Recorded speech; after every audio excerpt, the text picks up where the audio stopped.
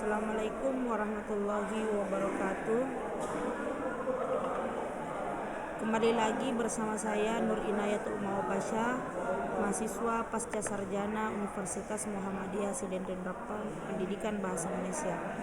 Pada kesempatan kali ini saya akan memperlihatkan kepada teman-teman bagaimana caranya kita dengan mudah dan cepat mencari sebuah jurnal.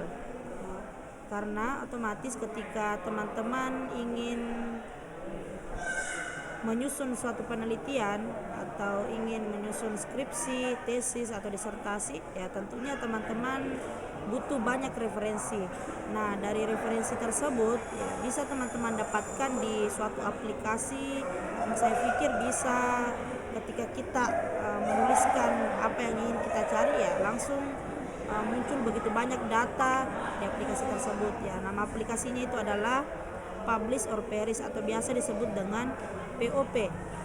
Jadi teman-teman, langkah pertama yang perlu teman-teman lakukan itu adalah yang pertama kita otomatis harus akses internet, karena ketika kita tidak akses internet otomatis itu tidak akan bisa mencari secara tersendirinya.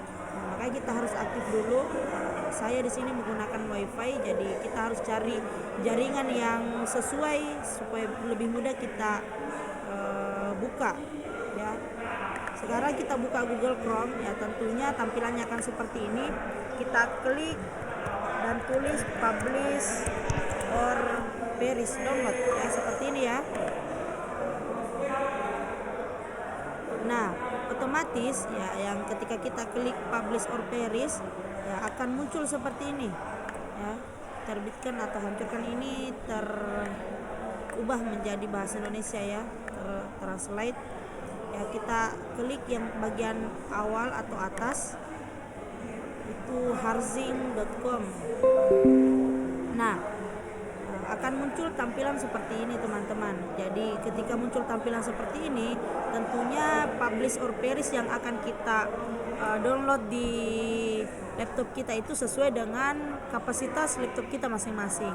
Nah, saya memilih terbitkan atau Publish or Perish di Microsoft Windows. Jadi kita klik ini, di bawah ini akan terlihat ini terlihat versi dari Publish or Perish itu sendiri. Ini 8.2.3883 7 Februari 2022 versinya. Jadi kita klik publikasi atau perish install Windows. Nah, otomatis ini akan terdownload teman-teman. Ketika kita sudah kita download otomatis kita instalasi. Nah, ketika teman-teman bingung bagaimana instruksi instalasi dari Publish or Perish itu sendiri, nah di bawah sini ada kemudian tata caranya, tutorialnya bagaimana teman-teman caranya menginstal itu. Jadi teman-teman ikuti saja panduan ini lalu bisa terinstall Publish or Perish. Sekarang kita langsung masuk pada wilayah Publish or Perish. Ketika sudah terinstall, otomatis aplikasinya akan ada pada layar laptop kita seperti ini. Nah, sekarang kita buka Publish or Perish seperti itu. Nah, ini akan tampil seperti ini Publish or Perish ini akan tampil seperti yang ada pada layar Jadi perlu teman-teman ketahui bahwa aplikasi ini sangat penting bagi kita yang sedang menyusun sebuah penelitian, karena di dalamnya kita membutuhkan banyak data, banyak referensi. Otomatis aplikasi ini bisa mencari referensi yang begitu banyak. Nah, teman-teman lihat di sini ada ada resultnya, publication years, citation years, paper, citation dan lain sebagainya. Nah, ini semua adalah hasil dari pencaharian kita nantinya. Nah, ini di dalam aplikasi Publish or Perish ini juga tentunya ada file, ada item file, ada item edit, share, view, help. Nah, item ini semua berisi tentang bagaimana caranya kita menggunakan aplikasi ini. Tetapi kalau kita lebih mudahnya itu, ini sudah ada pada kolom ini. sudah ada pada kolom ini. Ini ada jabarannya bahwa bintang 1 ini lebih mudah kita akses tanpa kita regis. Kita bisa akses lewat Google Scholar. Ini Crossref, Google Scholar Profile, PubMed ya. Tetapi dengan bintang 2 ini, Scopus dan Microsoft Academic, otomatis ini gratis, tapi kita harus registrasi dulu teman-teman. Beda dengan yang berbintang 3 ya. Kalau bintang 3 itu Web of Science, otomatis ini akan berbayar ketika kita mau menggunakannya ya. Tetapi lebih sering kita gunakan itu, apalagi bagi mahasiswa yang ingin menyusun sebuah skripsi, tesis maupun disertasi, itu ya kita pakai Google Scholar ya. Kita coba klik Google Scholar. Nah, ketika kita klik Google Scholar, otomatis akan muncul seperti ini teman-teman, bentuknya munculnya kan ya.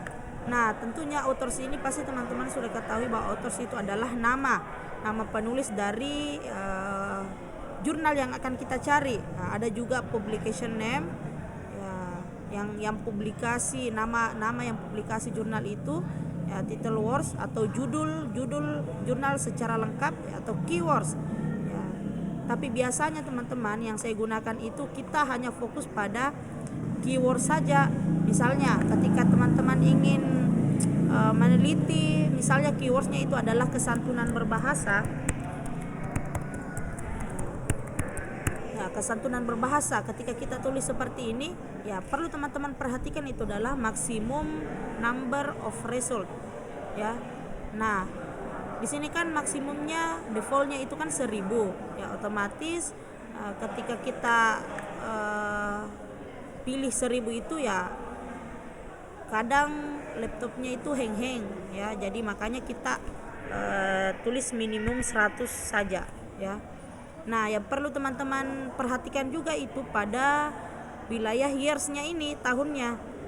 Nah, kalau 0 di sini tertuliskan 0 sampai 0 juga, otomatis semua jurnal atau data yang kemudian terakses dalam web itu akan terbaca, teman-teman.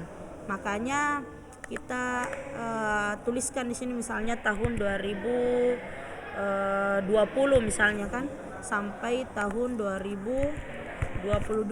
Nah, tahun 2022 otomatis seluruh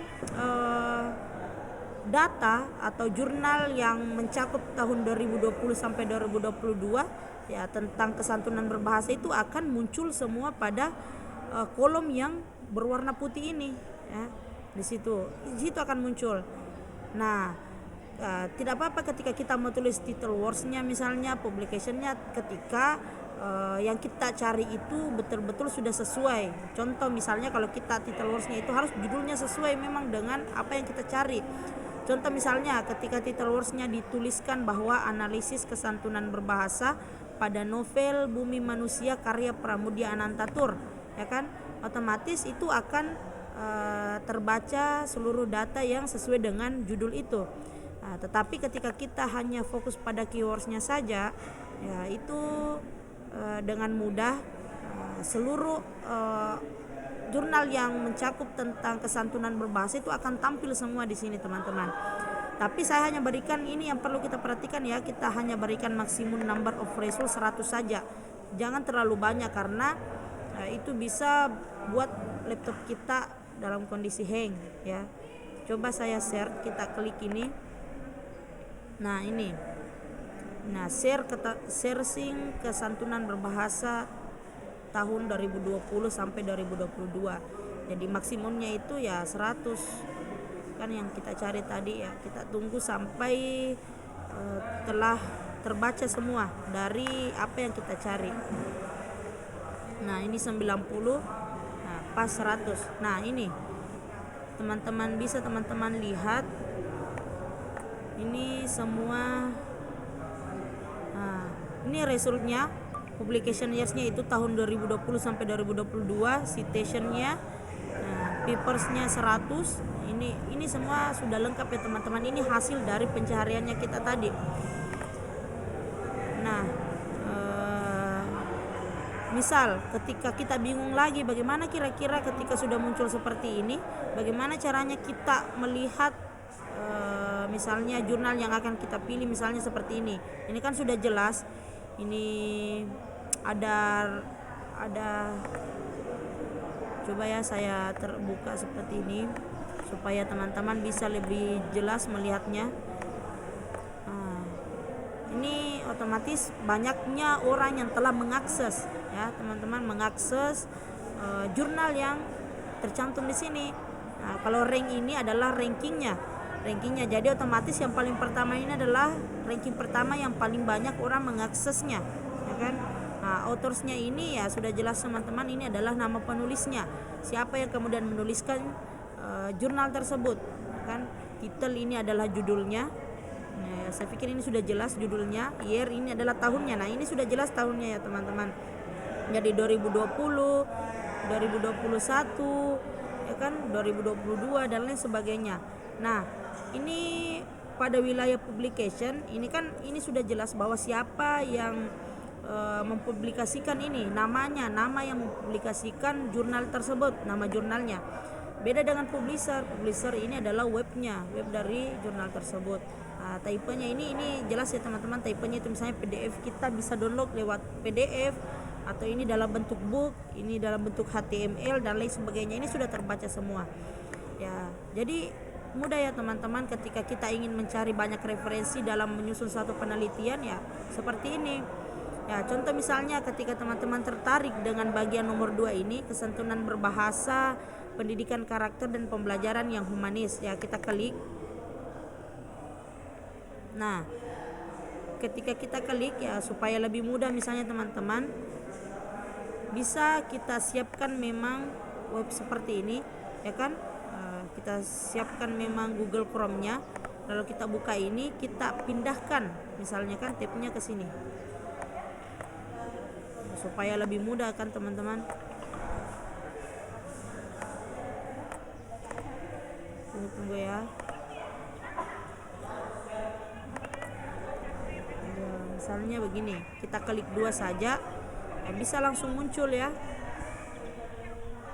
Ini berbentuk books.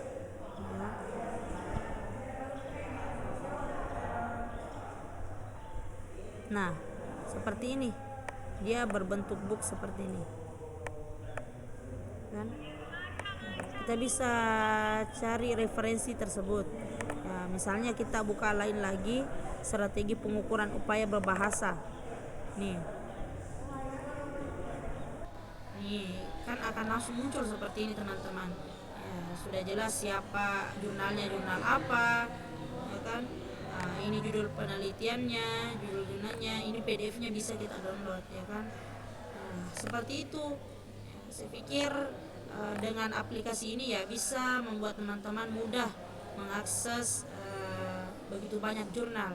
Jadi apapun yang ingin kita cari, ya, mau kita pada wilayah misalnya misalnya ketika teman-teman ingin menuliskan tentang semiotika, jurnal semiotika, itu bisa kita langsung cari, sesuaikan dengan tahunnya. Ya, kalau ISSN-nya ini bisa tidak tertulis, ya langsung kita share. Seperti itu seterusnya ya, ketika teman-teman ingin mencari, asal teman-teman tahu apa yang ingin teman-teman cari, lalu tahun berapa yang teman-teman inginkan, dan minimum maksimumnya berapa yang teman-teman butuhkan. Seperti itu ya, mungkin itu saja ya. Terima kasih atas perhatian teman-teman sekalian. Itulah caranya dengan mudah kita mencari sebuah jurnal, agar ketika kita menyusun sebuah penelitian ya kita tidak amburadul lagi mencari di Google karena hanya sedikit data yang kita dapatkan. Sekian, saya ucapkan terima kasih. Billahi fisabilil haq. Assalamualaikum warahmatullahi wabarakatuh.